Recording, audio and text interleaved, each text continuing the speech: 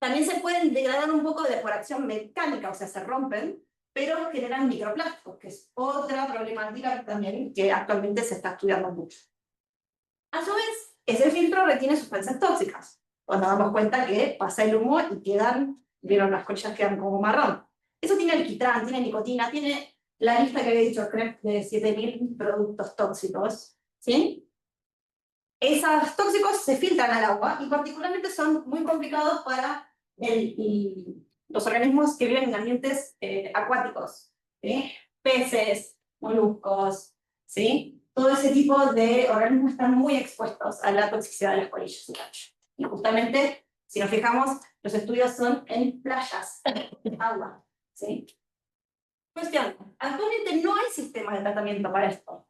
Hay iniciativas que intentan recuperar el acetato de celulosa, pero para usarlo para, por ejemplo, papel, cartón, pero la cuestión tóxica de las colillas todavía no está resuelta. Entonces, a veces se recupera el material, pero se obtiene un subproducto tóxico. Y ¿qué hacemos?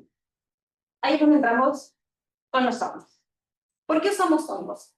No porque trabajamos solamente en el laboratorio de micología experimental, pero tres cosas importantes para tener en cuenta los hongos, particularmente los que trabajamos nosotros, que se llaman hongos de pudrición blanca. ¿Por qué hongos de pudrición blanca? Porque afectan a la madera y degradan lignina, que es lo que le da a la madera el color y la estructura. La lignina es un compuesto orgánico súper complejo, muy difícil de degradar. Los hongos han desarrollado enzimas, una batería enzimática muy potente que puede degradar la lignina. Pero no solamente puede degradar la lignina, como son inespecíficas, pueden degradar muchas cosas que se parecen. Entre otras cosas, compuestos orgánicos complejos, como por ejemplo la nicotina o el alquitrán, ¿sí? Entonces tenemos como un buen uso para esa batería enzimática de los hongos, un aprovechamiento. Después, tiene una buena adaptabilidad para el tratamiento de residuos sólidos. Los hongos pueden crecer sobre el material sólido, colonizar el material sólido y actuar sobre él sin necesidad de tener sin necesidad de tenerlo disuelto en agua. Entonces eso baja la cantidad de agua necesaria para este tipo de procesos. Menos uso de agua siempre es bueno para la implementación, para ahorrar agua y energía, ¿sí? Y por otro lado, se puede trabajar en algunos casos en condiciones no estériles. Cuando trabajamos con organismos así de este tipo bacterias, hongos, en general se trata de trabajar en esterilidad. Mantener esterilidad gasta mucha energía. Entonces, si se puede trabajar sin esterilidad, nos ahorramos muchísimo. Entonces, por eso nos interesa probar con los hongos. Esta fue la idea original de mi tesis, ver si hay hongos que pueden detoxificar con cigarrillo, que sea el primer paso. La idea está re linda, pero hay que ver si el dicho al hecho funciona, ¿no? Y estos son algunos de los resultados publicados de mi tesis, ¿sí? El paper, en donde vemos, mi tesis fue bioremediación de colillas de cigarrillo mediante hongos de pudrición blanca, y lo que vemos traje dos partes importantes de mi tesis. Por un lado, que los hongos que nosotros utilizamos son unos hongos nativos, de que fuimos a buscar misiones, o sea, me fui al monte de hongos, salí las cepas, y después probamos un montón de cepas fúngicas, solo funcionaron algunos, y los que mejor funcionaron vieron una degradación de los tóxicos, ¿sí? Degradación de nicotina particularmente, que lo pudimos cuantificar bien, más del 95%. En un tratamiento de 6 semanas, pero ya la semana 5, muy buena degradación, ¿sí? No solamente degradan nicotina, también degradan otros alcaloides de tabaco, y también reducen los compuestos volátiles presentes en colillas. ¿Vieron el olor del cigarrillo a las colillas? Bueno, post-tratamiento no hay olor. Eso era lo que más nos sorprendía cuando hicimos este trabajo. Por otro lado, uno cuando ve la degradación de tóxicos también tiene que determinar si eso viene acompañado de una disminución de la toxicidad, porque no necesariamente las dos cosas van de la mano. Entonces, ok, degradó, es menos tóxico. Entonces hicimos ensayos en organismos modelos, ¿sí? Ensayos de toxicidad sobre seres vivos. En un caso fue sobre la germinación de semillas de rabonito, y en otro caso sobre la supervivencia de renacuajos en Rhinella venenum, que es el sapo común argentino, el sapo de jardín. Este trabajo, una parte se hizo en la UNSAM y otra parte se hizo en la Facultad de la UBA. Y acá les traigo lo que es inhibición de la germinación. Fíjense que cuando uno trabaja con colillas sin tratar, inhibición 100%, ninguna semilla germina, pero cuando hay tratamiento, mientras más largo el tratamiento, menor es la inhibición, o sea, esas semillas germinan bien. Por lo tanto, viene acompañada la degradación de la nicotina y otros compuestos con una detoxificación, o sea, funciona, que eso es lo que nos interesa.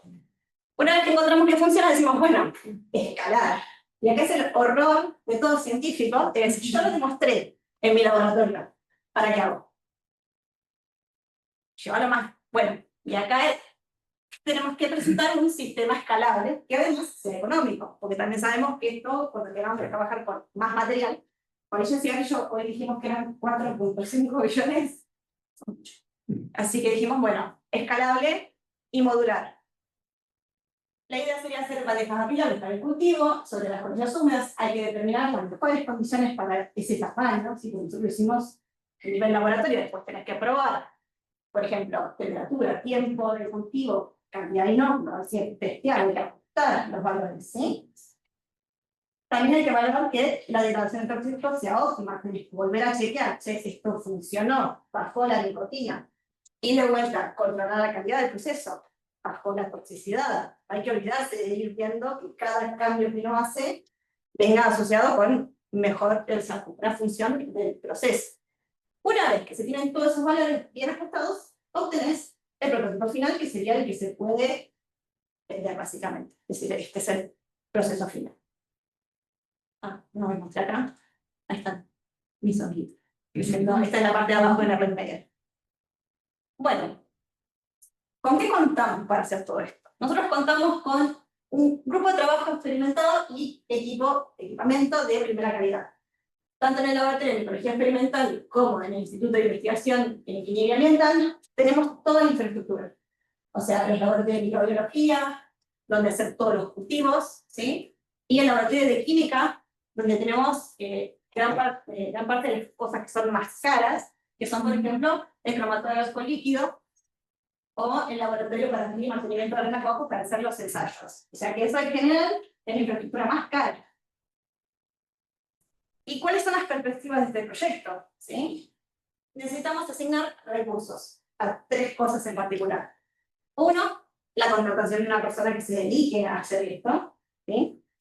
Que tiene que optimizar el sistema y asegurar la calidad.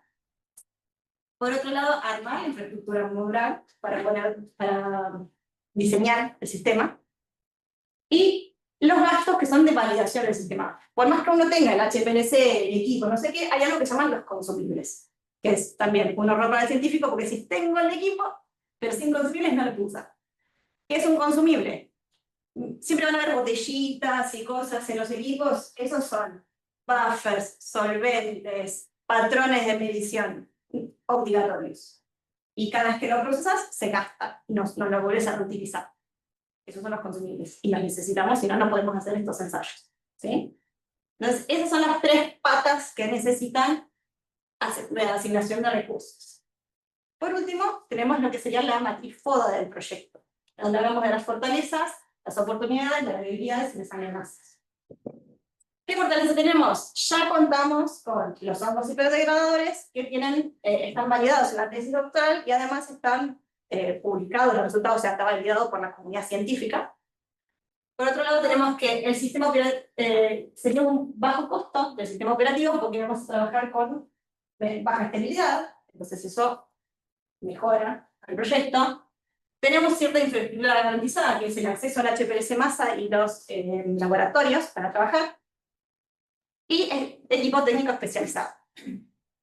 Por otro lado, ¿qué debilidades tenemos? Porque siempre las 2 caras de la moneda. Hay una dependencia de talento humano muy importante. Necesitamos al becario que trabaje estas cosas. No puedes evitarlo. Y por otro lado tenemos los consumidores críticos que sí se necesitan para usar los equipos. ¿Qué oportunidades presenta el proyecto? Primero que hay una demanda social y corporativa para este tipo de cosas. En particular hay empresas tabacaleras que están tratando de mejorar su marca. Entonces esto sería una buena forma. ¿Sí? Y por otro lado, muchas ONGs y municipios nos han contactado cuando yo estaba haciendo mi doctorado preguntándome si ya estaba. Por definir. O sea, estoy probando que podría hacerse, pero estar no está. Me lo vieron varias veces. ¿Tienen acumuladas las colillas? ¿Sabes ¿Qué? Te consultaban porque tienen ya acumuladas las colillas. O sea, en general, gente que ya separaba las colillas, me levantaba de la calle, me dicen, ¿a dónde te lo llevo? Tengo un camión. Claro, sí. ¿Te ayuda? Por ahí tienen acumulado. Tienen acumulados. Yo en general me han Es preguntado. tóxico también ¿no? acumular. Sí, Sí. es medio complicado, porque si haces, el tema es que sí les decía, en particular todos los que están cerca del AMBA, digamos, que todo se lleva al que está sellado eso, entonces como que no, es la forma más fácil de llevar, mientras todavía no esté un sistema de tratamiento, es, si alguien les pregunta qué hago con las colillas, bolsa negra, decíamos, apaguen la primera porque fuego, pero sí, te sorprendió la cantidad de gente que deja las colillas sin apagar. Sí. Que eso es otra problemática de las colillas de gas, lo que son los incendios, pero yo trabajé con colillas apagadas. Para Pilar, pensando en el uso concreto justamente de la limpieza urbana y demás, ¿cómo eso, si lo pensás que se implementaría, lo podrían implementar a la hora de separar esas colillas del resto de de separar las colillas del resto de la basura, digamos? La idea es que, por ejemplo, yo, cuando hice mi tesis, juntar las colillas, lo que pedía era, yo junté de la facultad, porque hay los ceniceros que hay eso, entonces yo parecía de villera con otras cosas y unas historias magníficas tengo ahí.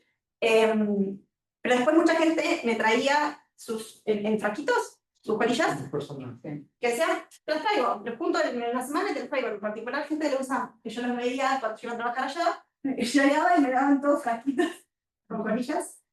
Bueno, y también se está generalizando mucho el uso de los tubitos de PVC Exacto. que hay en Los varios colilleros. Sí, Claro, por eso a la hora, la muestra chiquita a la hora de la experimentación, pero digo, ya cuando si uno lo quisiera, digamos, implementar en un municipio, o sea, ni siquiera en algo tan grande, en un municipio, ¿cómo lo harías? En lugares públicos, o sea, que vos tenés toda la zona de bares y lugares donde la gente se congrega y fuma, poner particularmente donde diga tipo solo colillas, que es importante que no se junte con basura común, que es una clase para que digan que se hicieron cualquier cosa. Pero bueno, la idea es separar en los lugares públicos que haya colillero, digamos, o algo más que junte. Y después, no sé si viste los puntos verdes de la ciudad, en donde vos puedes llevar tu basura y separarla. Sí. Entonces, sí, bueno, vos sos una persona que fuma junto en su casa y lo lleva a un punto verde. Entonces ahí colectarías lo que sería de la gente, tipo, no sé cómo se llama, Uso particular de porque este tipo de cosas yo originalmente también habíamos pensado de, bueno, se puede aplicar a menor escala. Aplicarlo a menor escala es más complicado porque requiere también que la persona que hace el proceso entienda sobre el cultivo del hongo. Sí. Entonces tampoco le vas a dar a, no sé, yo siempre pienso en mi tía y mi tía no aprendería a hacer esto, no lo querría hacer en su casa y si le sale mal, no funciona. Entonces la idea es que en cierto modo hay que concentrar un poco, juntar las colillas y hacer algo con ellas. Okay. Ahí va a empezar mi pregunta es, vos lo bioremediás, pero después te quedás con todo ese acetato de celulosa con hongo.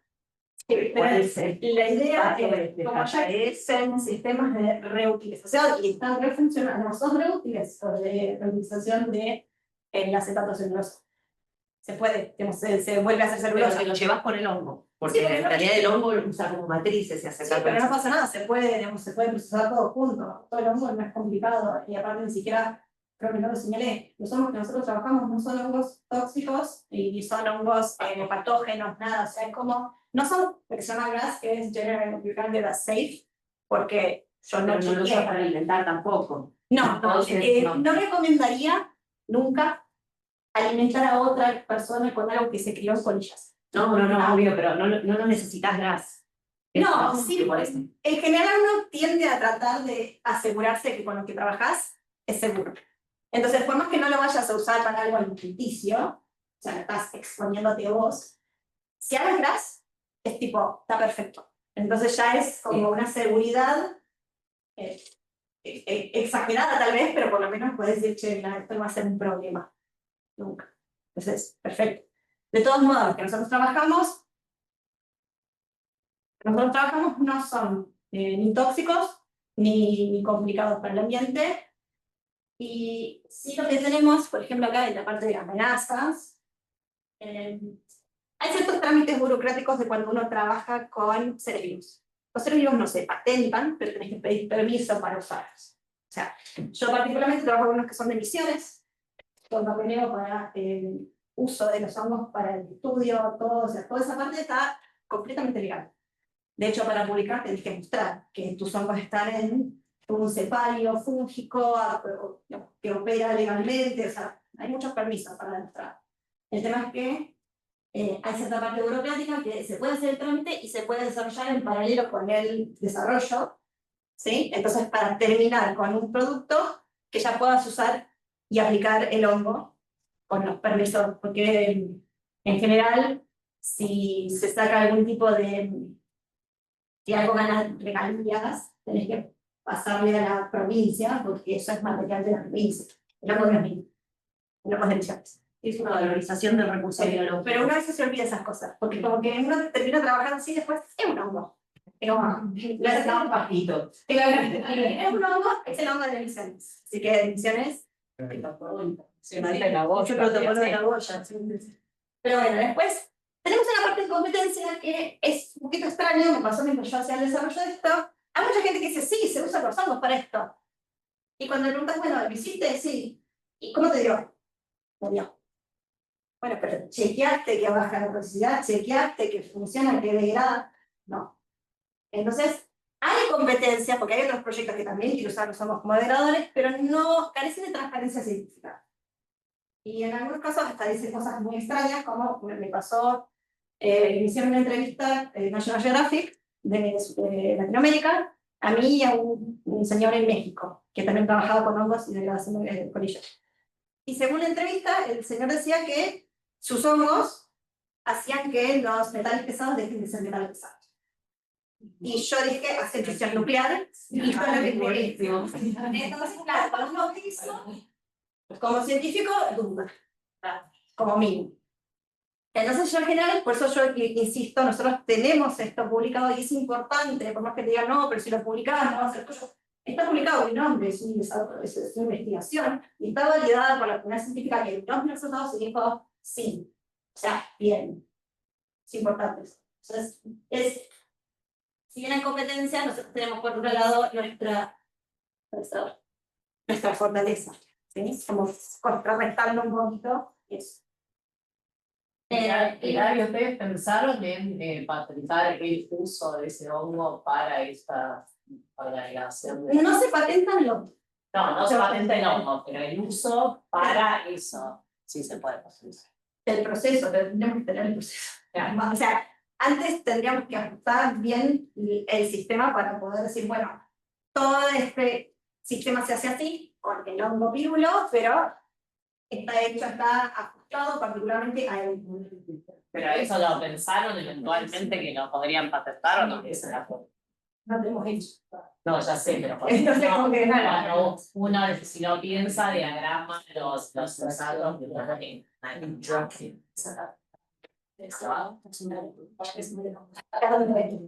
no estaríamos muy seguros, tiene que ver con la gente de patentes para preguntar. nada, era una pregunta si ya lo habían pensado.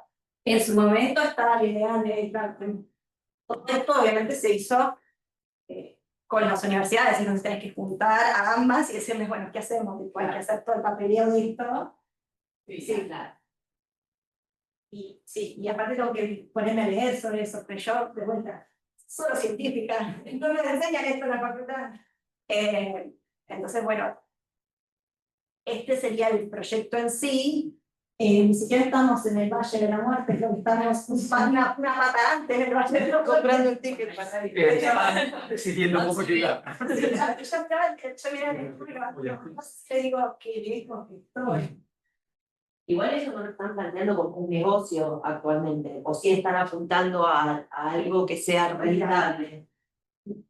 Porque tendría que haber algún tipo de infracción sobre el depósito de la colilla para que a vos sea rentable que te traigan las colillas como eso. De vuelta, esto que señalo yo acá de arriba de la gente que está interesada en esto, o sea, Sí, pero la demanda social, si no hay una presión de mercado. no, pero por eso, no solamente la demanda social, tabacaleras. Hay un trabajo muy interesante, que lo vi para mi tesis, no me acuerdo el título, pero Hay gente que está intentando que ciertos residuos que se generan a nivel hogar, en realidad la responsabilidad del residuo sea de quien originalmente ganó la plata de eso que generó el residuo. Por ejemplo, las pilas, las gomas de caucho, el plástico, la responsabilidad de quien lo produce. Y las tabacaleras están muy en la mira de un montón de regulaciones que digan, bueno, por eso vos... Es la regulación la que va a generar el negocio, entre comillas. Sí. Y de vuelta, lo que es bioremediación en general, lo que te pasa es cuando la gente habla de rentabilidad, la bioremediación no es rentable. La bioremediación es una responsabilidad. Entonces, como que a veces... Todo bien, pero si vos vas a querer que eso sea un producto, en algún punto tiene que haber rentabilidad. Tiene que haber intercambio. Sí, tiene que haber interés. Sí. Que es monetario, excelente, pero lo que encontramos era eso, de que hay más presión, tanto de la sociedad a veces, por eso de los sellos verdes y el interés de las empresas en limpiar su nombre. Sí, es una pena feo decir eso, pero bueno, sí que están tratando de decir, yo digo, bueno, yo no sé, a British American Tobacco o a Philip Morris cuánto le cuesta pagar un becario para que tenemos este desarrollo, pero si me interesa. Es que ya los debe tener. ¿Es que? Esos dos que vos nombraste ya los debe tener. Ah, bueno, esa es otra conexión que hay que hacer. Porque a nivel nacional salió esta semana, o final de la semana pasada, que el señor del tabaco en Argentina debe no sé cuántos... Cualquier cosa, de los impuestos que vender cigarrillos tiene, 50, 70%, no sé cuál es hoy, él no los paga. Entonces, en el mercado nacional, tu proyecto, por más que tenga valor, no funciona. Tal vez ONGs y municipios Estén más interesados. sí apuntar a las tabaqueras, pero no olvidarse de las otras oportunidades. Pero son dos tipos de... Entonces, por eso digo, quien sea que esté interesado, el proyecto no deja de ser el mismo. Sí, tu proyecto es el mismo con mismo. un abordaje diferente. Bueno, no sé si podemos redondear. Hay una pregunta, hay un par de preguntas del espacio virtual antes de... Para verificar que se haya efectivamente bioremediado la muestra tratada con hongos, ¿cómo lo ensayan en el laboratorio? ¿Cómo ensayamos tipo de paso a paso? No. Básicamente, no sé, todo el detalle. Básicamente, uno cuando decís, quiero probar si algo es tóxico o no es tóxico, haces el antes y el después. O sea, yo tengo algo que es tóxico, se lo expongo yo en mi caso particular, yo usé renacuajos, básicamente haces como un tecito de colillas, y lo pones al renacuajo, y el renacuajo se muere, te lo tóxico. Si no se muere, te lo tóxico. Hacer otro ensayo más complicado, pero bueno, esta es la versión light. Post tratamiento, los renacuajos no se mueren. Entonces, sin tratamiento se mueren, con tratamiento no se mueren, claramente lo que sea que estaba ahí, porque nosotros no podemos quitar todos los componentes. Son compuestos, son 7.000 compuestos. O sea, cada cigarrillo que uno fuma tiene 7.000 kilos. Ese. Entonces, químicamente rastrear todo esto es... Son 7.000 No hay problema con el conjunto, se prueba el conjunto. Entonces, yo lo probé en dos modelos distintos, uno vegetal y un animal. Hay muchísimos modelos más, hay cosas que están mucho más interesantes. El ensayo de microtox fue estandarizado, re lindo. No teníamos la plata para eso cuando estaba haciendo un doctorado. O sea, limitaciones de la investigación en Argentina. Pero básicamente lo que testeas es antes y después de un tratamiento, y después puedes también testear ciertos estreses. Por ahí el renacuajo no se muere, pero ¿qué costo? Está estresado, está pasando mal. Entonces, podés seguir testeando cada vez más, ¿sí? Ahora, el de rabanitos es muchísimo más fácil, pues es un testeo de aguas, es un fermentador. La semilla no germina, está muerta. La semilla germina, tenemos plantita, está todo bien. Es como la versión más basal, ¿sí? Pero hay muchísimos sistemas más de tratamiento de evaluación, la toxicidad, no sé a qué digamos, siempre día particularmente. Pero si buscan ensayos de ecotox o biotox, hay todos los que quieran. Son distintos modelos. ¿Sabes cuáles son los exigidos por los mercados para este tipo de soluciones. Por ejemplo, no sé, hay 3 ensayos de Ecotox que son internacionalmente los más exigidos. En realidad, bueno, lo que tenés que mostrar es que está estandarizado. No sé si es que te lo exigen, porque para que te lo exijan tiene que haber una regulación previa y no hay ninguna regulación para bolillas, así que nadie te quiera dar. O sea, No, pero por ahí entran residuos peligrosos o residuos. En general, cuando hay agua, por ejemplo, sí hay ensayos sobre aguas. En agua se hace con semillas. O sea, como lo que digo, con test rápidos, sencillos y baratos para ver calidad de agua. Entonces, vos podés buscar cualquier test de calidad de agua y se puede aplicar sobre el sistema.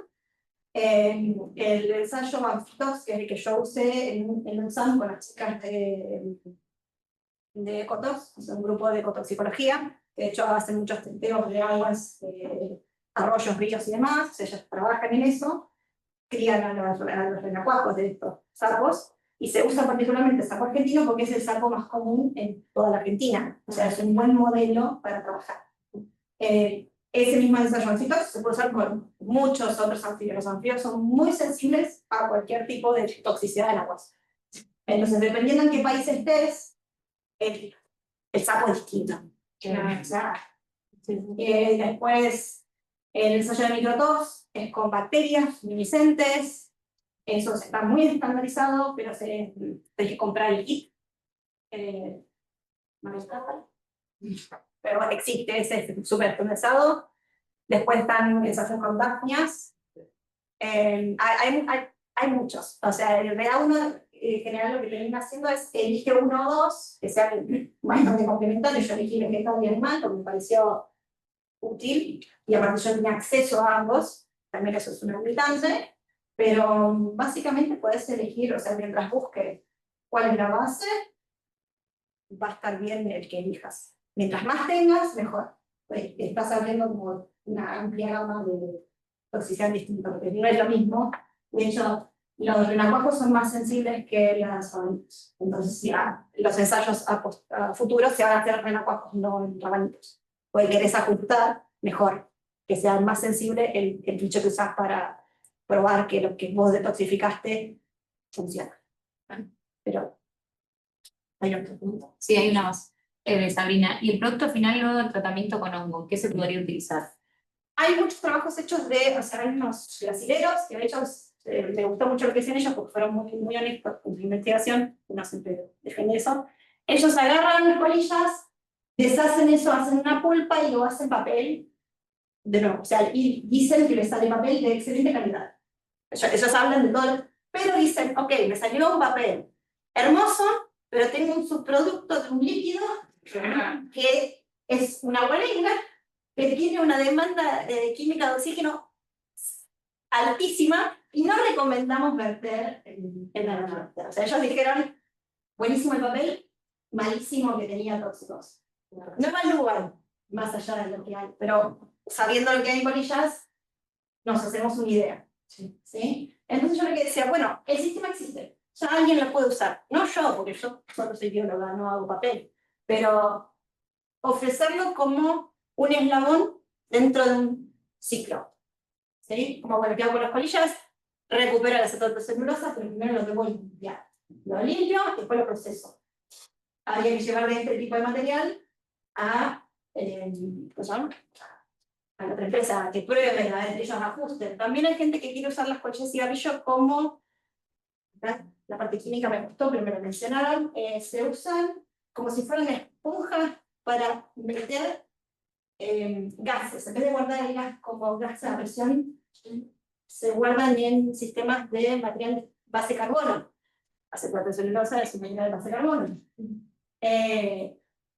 Yo cuando vi ese sistema, porque querían usar residuos para hacer eso. Dijeron, las colchas es un buen residuo, si tiene tanta cantidad de porquería que medio no era el mejor residuo. Si vos te lo limpias, si se lo das limpio, como tiene que ser en base carbono, esto es colilla con hongo, el hongo también es base carbono. Se lo das, hace ensayo para ver si te sirve. Pero sería un residuo que lo revalorizás, lo limpias y lo revalorizás. Eso va a depender también de si se hace acá. O sea, los ejemplos que yo vi de Argentina es que los meten en ladrillos. Sí, exacto. Hablamos como que los meten dentro, pero por ejemplo, Hay una empresa que lo hacía, no me acuerdo ahora el nombre, que hacía una especie de tratamiento con hongos, con gírgolas, o sea, con hongos con las gírgolas, pero lo hacían con el acerrín también, y ponían 4 colillas. Entonces, por cada ladrillo, 4 colillas. La respuesta. Y tampoco demostraban si era la detoxificación era real. Entonces, por eso digo, existe gente que quiere hacer algo con colillas. En ningún momento reconocen o validan, en cierto modo, si funciona. ¿Puede volver a ser colilla ese material? Volver a hacerse como filtro para que vuelva a ser colilla. Obviamente, Estaría más interesado en la tabacalera. gira sobre eso. Habría que probarlo, no es algo que yo haya visto, pero si le interesa, se limpia y se reusa. La devolver como si fuera la Coca-Cola, para llenar más. Coca-Cola no hace. Me da un cigarrillo antes. Lavarla también está volviendo al agua, todos los tóxicos están pasando de nuevo al agua, de alguna manera. degrada. Y además lavarla es. Ahora entendí la forma más limpiarla, bioremediarla. Lo importante de esto es que no tiene agregados de cosas. Yo no le mando el hongo con nada. Por eso usamos hongo de pudrición blanca, pues se come el hongo de pudrición blanca degrada la lignina para comer celulosa. En la madera, el hongo entra a la madera, rompe la lignina, llega a la celulosa, come la celulosa. Estos hongos están comiendo el papel que envuelve la colilla es celulosa, sí. Eso sí se degrada en el ambiente. El acetato de celulosa es que es complejo. ¿Y cuánto No, el tiempo? acetato de celulosa está modificado químicamente. No, de los médicos digo que tienen. No, pero particularmente el acetato, vos, aunque no le pongas químico, el acetato es plástico no degradado, no biodegradado. ¿Sí? Y esa es una complicación. Porque uno dice, bueno, pero no está basado en no es un plástico basado en petróleo. Es basado en celulosa, deberían comer. No, tienes un exceso de acetatos que hace que impide que lo reconozcan las enzimas que normalmente degradan la celulosa. O sea, como no es reconocida como celulosa, entonces no se puede degradar. Bueno, voy a Sí, Pilar, muchas gracias. Ahora sí, un aplauso.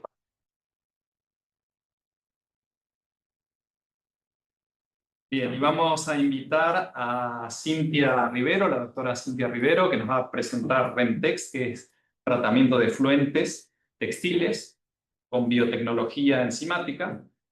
Cintia es investigadora del CONICET, profesora de la Universidad Nacional de Quilmes, donde también dirige la carrera de Tecnología Ambiental y Petroquímica, entre otros varias cosas. Así que, bueno, bienvenida Cintia. Adelante. Gracias. Gracias por la invitación. Yo voy a contar un poco una de las ramas de lo que hacemos en el laboratorio, ¿sí? Que también empezamos un poco con lo que era la ciencia básica, empezamos un poco la ciencia aplicada, pero si estamos buscando como esta beta a lo que es un poco más el tema de buscar un producto, de alguien interesado, de estos aportes adicionales que contaba Cintia hoy, de colaboraciones, de adoptantes, etc. Bueno, nosotros como Remtex somos una plataforma biotecnológica de base científica. Estamos ubicados en el Centro de Desarrollo de Tecnologías Sustentables que se encuentra en la Universidad Nacional de Quilmes. Nosotros nos especializamos en desarrollar biocatalizadores enzimáticos robustos. Buscamos que estos biocatalizadores sean capaces de abordar distintos desafíos ambientales complejos, como en el caso del tratamiento de efluentes industriales. Específicamente, en este caso, hoy voy a hablar del tratamiento de efluentes industriales de las industrias textiles. ¿Cuál es el problema que buscamos abordar? Bueno, la contaminación del agua con colorantes de las industrias textiles, como les mencioné recién. Teniendo en cuenta que la industria textil a nivel global genera más de 700.000 toneladas al año de colorantes sintéticos. Estos colorantes sintéticos, más del 15% termina en los cuerpos de agua directamente, sin siquiera ser tratados, ¿sí? Porque no se impregnan en las prendas que se usan. El riesgo es inmenso para la salud humana. ¿Por qué? Porque son recalcitrantes, es decir, que no se degradan fácilmente, son muy tóxicos y mutagénicos.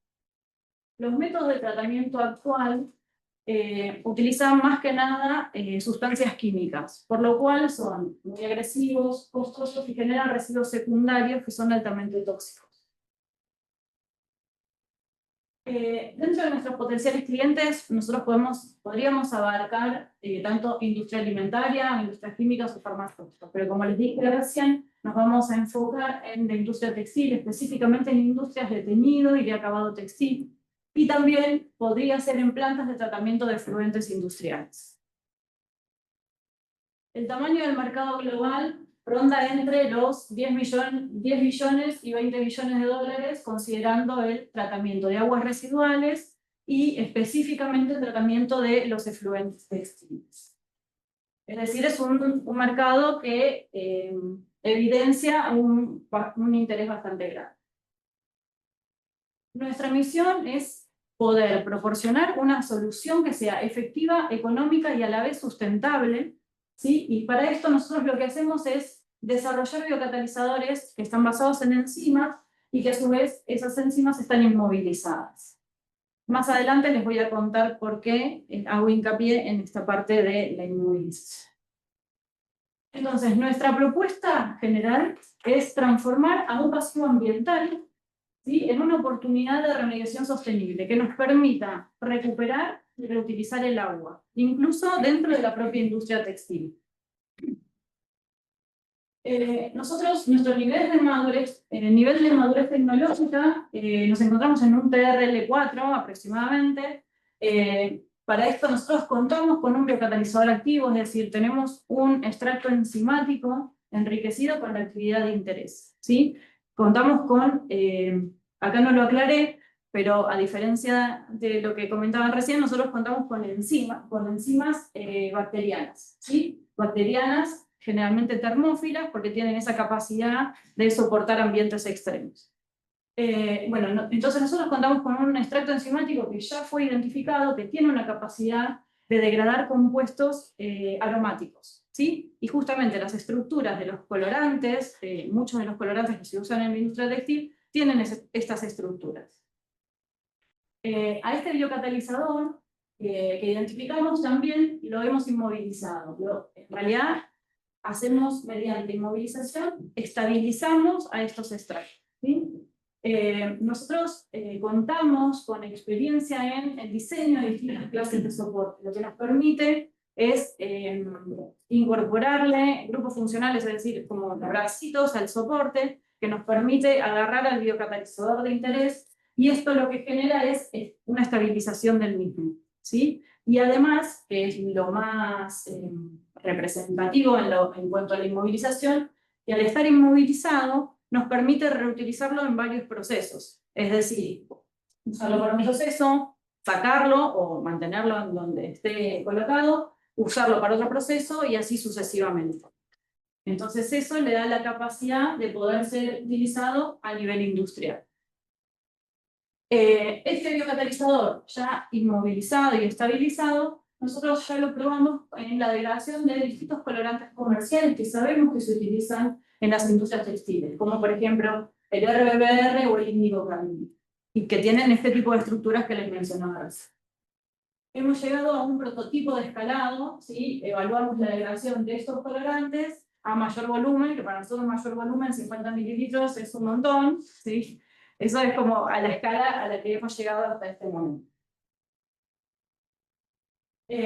Nuestro modelo de negocio se basa en el diseño de un producto, en la gestión de un producto, que es un biocatalizador inmovilizado reutilizable, como les comentaba recién, que podría convertirse en biofiltro, ¿sí? Entonces, como servicio, nosotros proponemos esa instalación de los biofiltros en las líneas de tratamiento actuales que ya tienen las empresas de tratamiento de efluentes, y el posterior asesoramiento técnico y el seguimiento de esta instalación.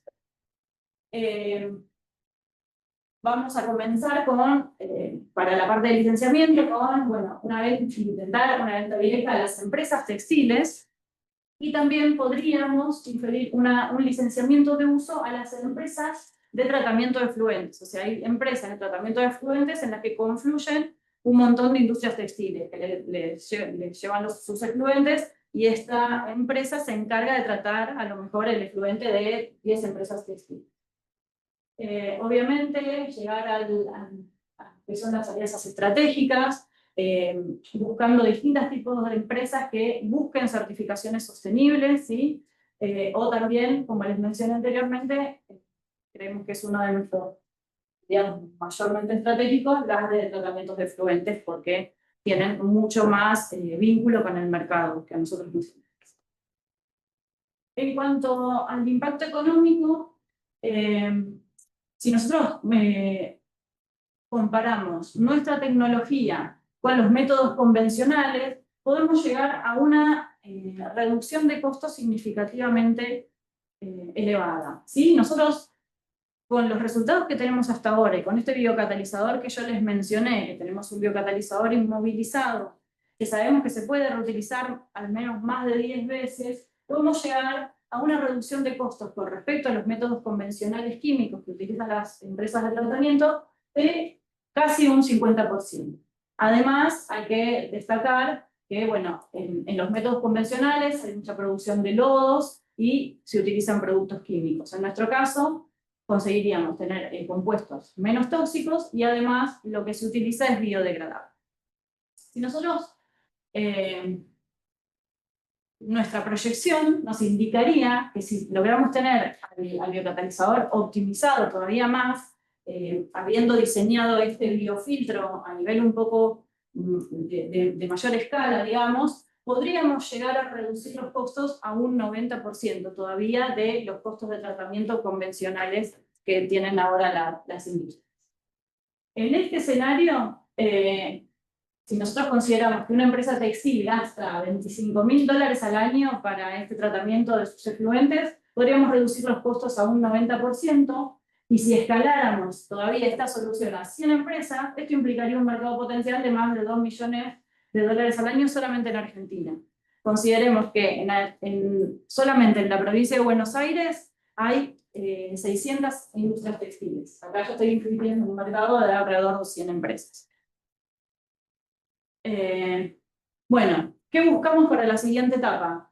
Buscamos adoptantes reales, ¿sí? Ya sea o industrias textiles o también organismos gubernamentales que estén interesados en este proyecto, para que nos ayuden a codiseñar la solución. Como mencionaba hoy Cintia, está bueno esto de que nosotros estamos trabajando en el laboratorio, que hacemos mejoras. Uno como científico siempre trata de decir, bueno, no, ahora voy a evaluar esto, ahora voy a evaluar esta temperatura, ahora voy a evaluar la carga del biocatalizador. Bueno, y nos quedamos en esa rueda en la que seguimos para el paper, ¿sí? Y bueno, y si nosotros queremos dar un pasito más y llegar a esto, a generar un mínimo producto viable, está bueno poder hablar con los adoptantes reales, que son los que tienen este tipo de problemas y que lo viven todos los días, para poder codiseñar esta solución y de esta manera nosotros poder adaptarnos a las necesidades de esos organismos, de acuerdo a los volúmenes que utilicen o a los procesos como los lleven a cabo.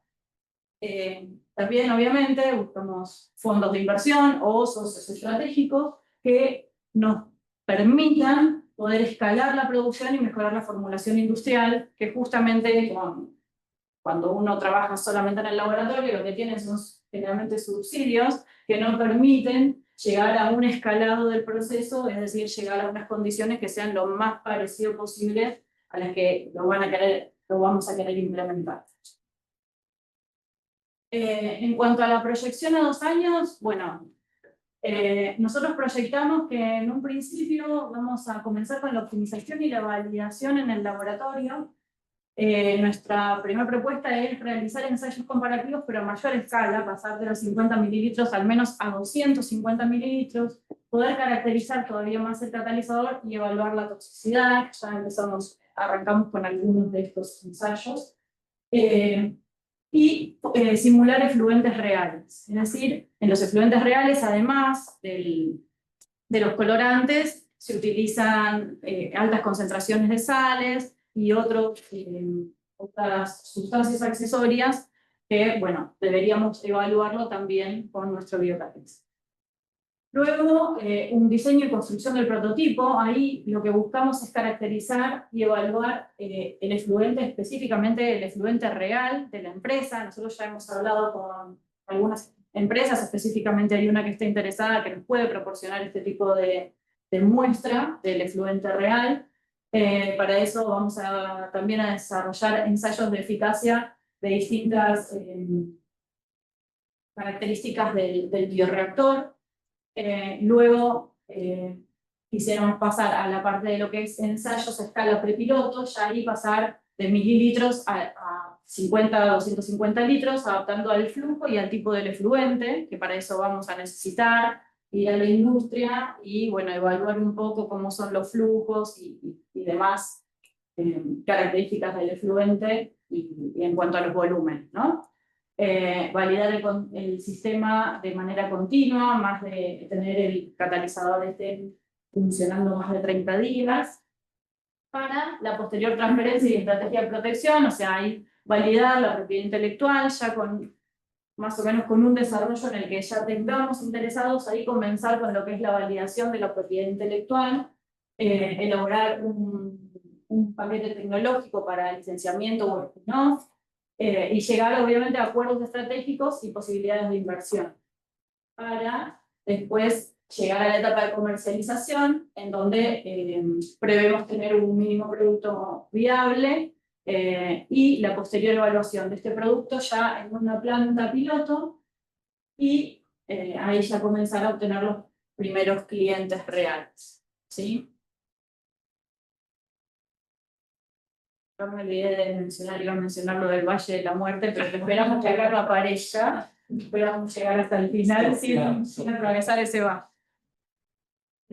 Bueno, nosotros contamos con un equipo y con capacidades muy variadas, ¿sí? Tenemos desde la parte científica, la parte productiva y de gestión estratégica, tenemos la gente formada, tenemos personal técnico que también aporta manos muchas veces para hacer muchos ensayos, así que bueno, creemos que tenemos las capacidades necesarias para llevar a cabo esa proyección que les mostré recién.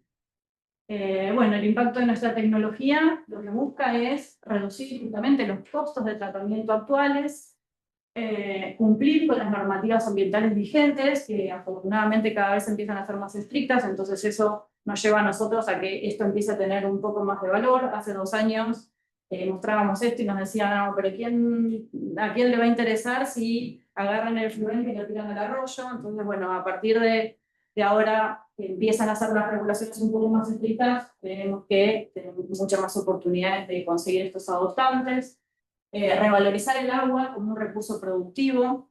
Nosotros sabemos que, si bien todavía los ensayos de toxicidad y eso no lo hicimos, sabemos que el efluente con los colorantes con los que evaluamos pasa de tener un color bastante fuerte a prácticamente incoloro. Entonces, una de nuestras primeras propuestas a la industria textil con la que hablamos es que ellos en el ciclo productivo puedan reutilizar el agua, es decir, que puedan usar el agua esa que tiñe en una prenda, la puedan usar para otra, y llegar en ese sentido a esto que les mencionaba, por lo menos que se utilice durante 100 veces ese ciclo, ¿sí? Considerando que se utilizan muchos litros de agua para cada tintura de cada prenda.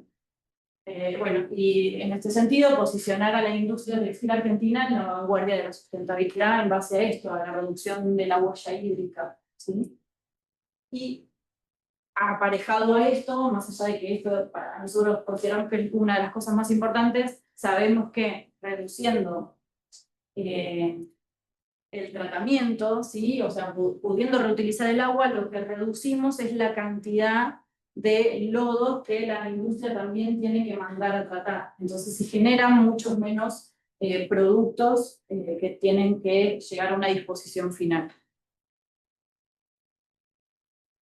Bueno, entonces, finalmente, poquito para terminar, en Rentex lo que buscamos es desarrollar un producto que sirva para una bioremediación ambiental, en donde queremos unificar innovación, ciencia y compromiso sustentable, y obviamente estamos abiertos a todos los interesados, a todos los adoptantes reales que persigan nuestro propósito. Muchas gracias.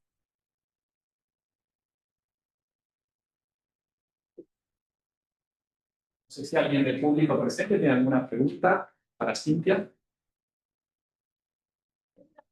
¿Podría ser extrapolable también a la industria del cuero? Que es algo que, o sea, yo vivo en Sarandí hace unos meses, un derrame de colorante rojo, todo el... Sí, podría. Habría que evaluar un poco la estructura, pero lo que tenemos estas enzimas son bastante versátiles. Entonces, sabemos que todas las estructuras que son así un poco complejas y aromáticas, de alguna manera pueden llegar a oxidarlas. Obviamente hay que optimizar el proceso, se pueden agregar algunos otros componentes que ayuden a la oxidación, pero bueno, la idea es justamente no incorporar ningún otra sustancia que no sea biodegradable, ¿no? Pero sí, dependiendo de la estructura, estamos probándolo con otras estructuras de otras cosas que tienen que ver con biología molecular y demás.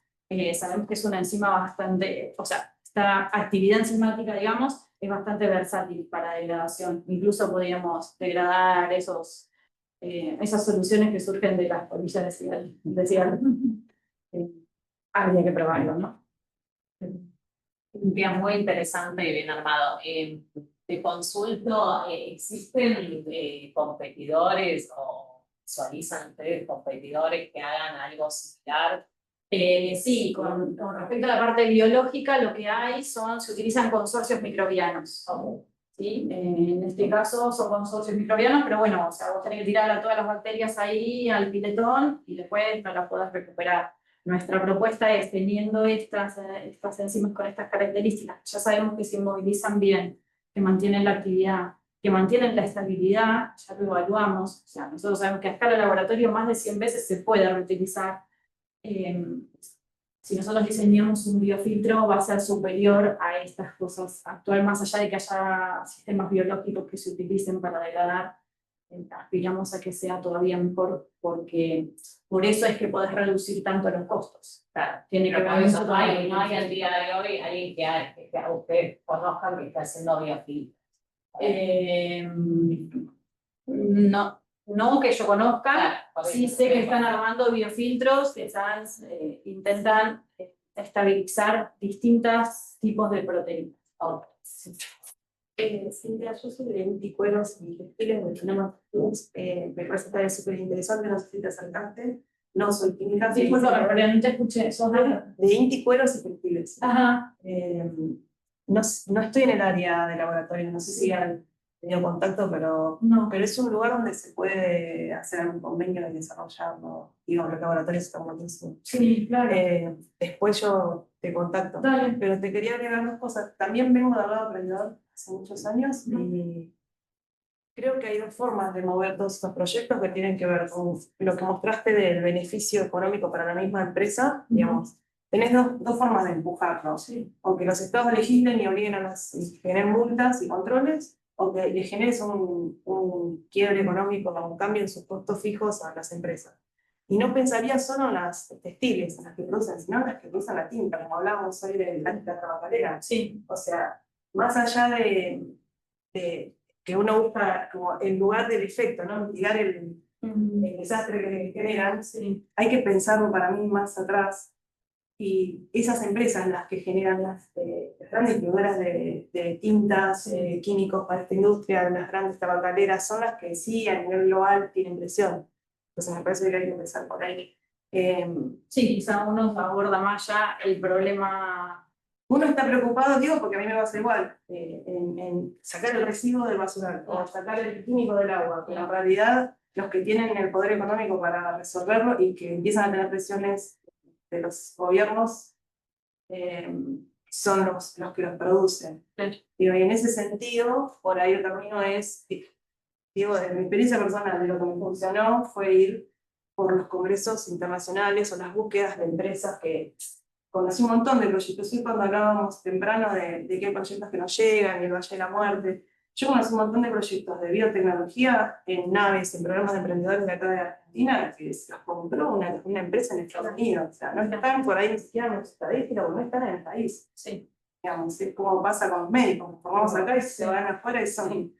Bueno, tenemos una producción grande de ciencia y eso, y capaz que por ahí el camino, cuando nos faltan los fondos para desarrollarlo, lo termina poniendo la empresa.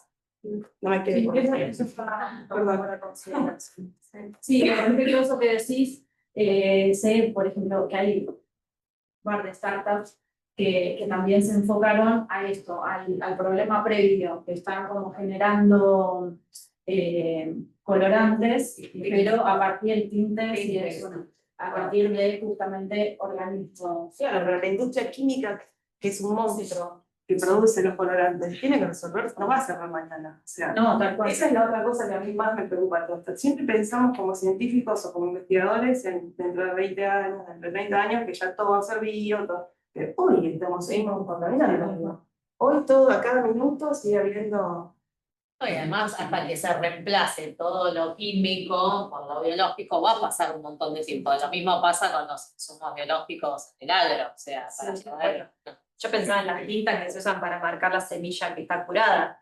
La cantidad de esas tintas, no sé químicamente cómo son, pero se usan unos colores verde, azul, rojo, todo, que es para señalar que el grano no es comestible, porque eso es, o sea, te señala que está tratado con un antifúngico o algo para que no se confunda para hacer harina. Se empezó a usar para evitar SARS. ¿Sí? Y vos mirás, es un desastre de la cantidad de tinte que se usa, digamos. Siempre Sí, se usa más de lo que nosotros creemos. Entonces, bueno, fíjate que es para teñir granos, o sea, las toneladas de grano que se tiñen. Entonces, acá hay 3 preguntas. La primera es cómo se ha estado la situación en otras regiones respecto de esta problemática. Toda situación En otras regiones respecto de esta problemática. por ejemplo, no sé, en Europa, si nos remitimos a Europa, la regulación es mucho más estricta desde hace mucho más tiempo y generalmente se están empezando a dejar, por ejemplo, colorantes. ¿Sí? Eso está prohibido directamente. Bueno, acá también unos lo prohíben, pero sabemos que se usa.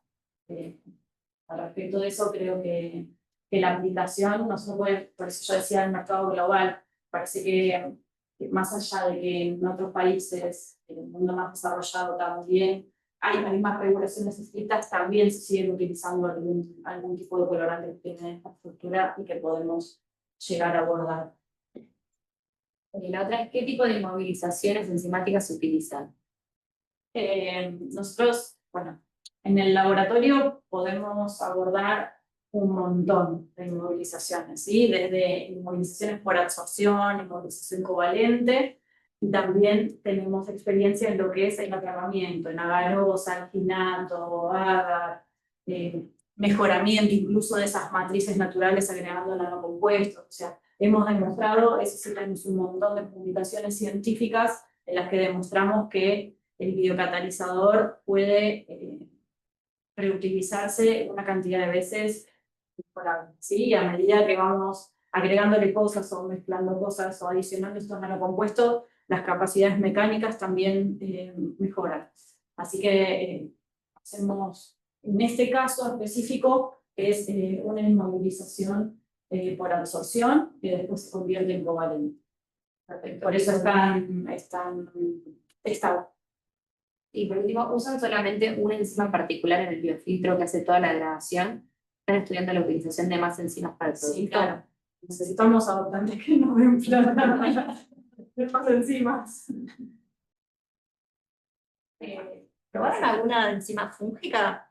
No, Hay porque justamente nos queremos diferenciar de eso. Porque hay enzimas fúngicas que son súper estables a temperatura y también altamente. Nosotros en el laboratorio hacemos también de ensayos para la materia. Sí. Y son muy buenos de colorar. Entonces digo, tendrías que poner todo testear. junto y Porque hemos hecho en Garosa, Simba. Bolitas de agarosa. Sí, como bolitas. Sí. Cuando yo cursaba, esto es 2015, Sí. o sea, ya venía, se hacía. Sí. Y sé que hay muchos trabajos con hongos que superan, digamos, que sus enzimas, si bien son estables a temperatura ambiente normalmente, las llevas a temperaturas y funcionan igual. Ajá. O sea, que no lo esperaba, nadie lo esperaba. Es como, bueno, Claro, sí, porque en el reportado no hay mucho de eso. Justamente una de las diferencias que nosotros resaltamos de estas bacterias es eso. Está mucho más reportado en materias. Tienen un amplio rango de que pueden funcionar a pHs y a temperaturas y de salinidad. Entonces, en ese sentido, como el efluente es bastante complicado, por eso es que nos enfocamos más a lo que es... Sí, hay más bibliografía en general. Sí, y además, nosotros contamos en el laboratorio con un cepario de más de 130 cepas, entonces, bacterianas. Entonces, trabajamos con cepas bacterianas porque eso es nuestro insumo. Todavía nos puede explicar un montón de salas. Ya sé la que no tenemos en el CEPANE. Sí, es un montón, pero digo, como que está, si el sistema no funciona y después de eso cambia de Sí, o mismo que puede como co-inmovilizar a estos distintos tipos de... porque la rotalizadora es enorme y si te divierte, contactate con el laboratorio, pregunta por qué se hacen. De hecho, se dan en algunos cursos de posgrado, se enseña, hacemos hasta decoloración de papel por encima de la enzima fúngica. O sea, se puede, tenés mucho para trabajar. Sí, Es otro mundo. O sea, pongo bacteria, pero para el sistema te sirve de mí. Sí, además, los efectos tienen una mezcla de mucho tipo. O sea, de muchos colores distintos y de muchas otras cosas totalmente. Sí, Sales. Entonces, siempre vamos a tener poder seguir incorporando variantes genéticas de esas enzimas para seguir agregando más cosas. Digamos, inmovilizar en conjunto dos enzimas distintas, entonces como los jabones que ahora vienen con distintas bolsitas de colores para lavar. Pero bueno. Genial, muchas gracias.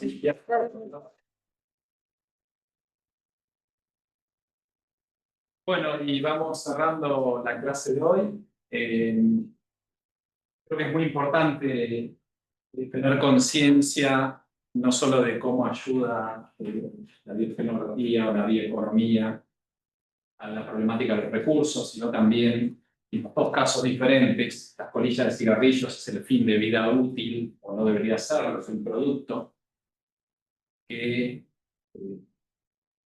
una toxicidad para las aguas, las tierras, sino un relleno sanitario. Ese material se puede eventualmente aprovechar cuando se le quita la toxicidad. Pero también de otras cadenas de valor, como la textil, que esto ni siquiera es producto, es un bien río arriba, y aún río arriba, tomar conciencia de todos los efectos ambientales de los distintos flujos de materiales como los efluentes de la pintura. Se hablaron de muchas cosas. A futuro estos son proyectos algunos embrionarios que no cruzaron los desiertos y qué potencial tienen, cómo financiarlos, cómo convencer a los gobiernos, el rol de las regulaciones, el rol del polo académico-científico. También hay un rol social. Si no hay demanda social, por más que haya legislaciones y regulaciones o políticas empresarias, estas cosas van a seguir sucediendo. Entonces, parte de nuestro rol como científicos, en mi rol como consultor, el rol de gobierno también es alentar a que estas cadenas se conozcan el detrás de escena y cómo podemos hacer un mundo mejor, que de eso se trata esta herramienta también. Así que bueno, muchas gracias a los disertantes y ponentes. Vamos a tener una futura clase magistral en septiembre, 15 de septiembre, sobre financiación sostenible o financiamiento verde. Creo que es muy interesante para todos por las cosas que se discutieron acá. Así que bueno, les agradecemos a todos a los que están conectados la participación. Sí. Y que en el chat ya lo pusieron, pero para acá ya estamos cargando en la web, subiendo las clases pasadas, pusieron los videos, ahora quiero volver a ver. Esta va a ser subida también pronto, así que nada, para que lo tengan en cuenta. Excelente, Maru. Además, que en este programa de innovación están las clases magistrales, hay otras actividades que juntan a los actores de las cadenas de valor. Se realizó una mesa textil con la industria textil, hay una futura con la construcción. Entonces, el rol del gobierno de la ciudad es muy activo en esto, porque los estados no pueden resolver todo, pero sí juntar las partes, diseminar conocimiento y llevar a la acción. Obviamente siempre hay mucho para mejorar y hacer, pero el rol de juntarnos y poder discutir conocimientos, experiencias es muy valioso. Hay una pequeña encuesta, ¿no? Aníbal. Sí, vale. Sí. Ah, bueno. ¿Cómo? No, El anterior no hubo y...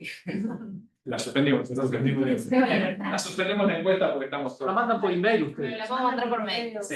La mandamos por mail. ¿Dónde está la información y si se puede ver la clase grabada? Sí, o sea, posiblemente en la difusión de. Yo ahí mandé un mensaje con el canal de YouTube, pero lo vuelvo a mandar.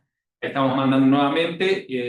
No, y el mail posterior con las presentaciones tanto de Cintia, Carmen, Cintia Rivero y Pilar Núñez, vamos a pasar de vuelta el link de las clases con la tercera carrera ya. Así que bueno, muchas gracias. Que tengan un buen día.